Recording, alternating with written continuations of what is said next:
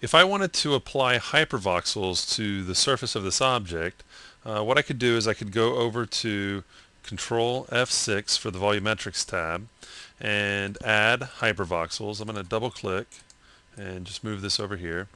And for what I want to apply my hypervoxels to, I'm just going to double click on box. It's going to automatically set the object type to surface. That's default. Let's go ahead and do an F9 render.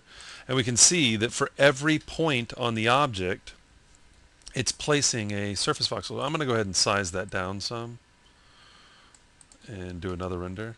Okay, and let's do something other than gray. I'm going to just come over to shading and pick blue just so it shows up.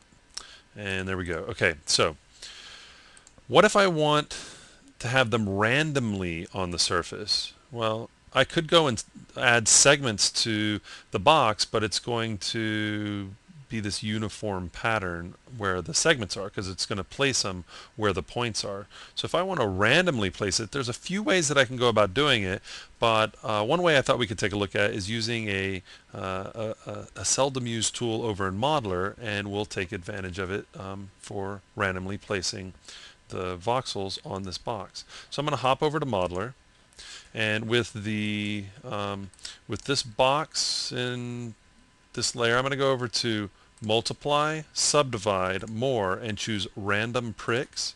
And I can decide how many points I want to add to my box here. I'm going to go ahead and, well, let's just use the default 100.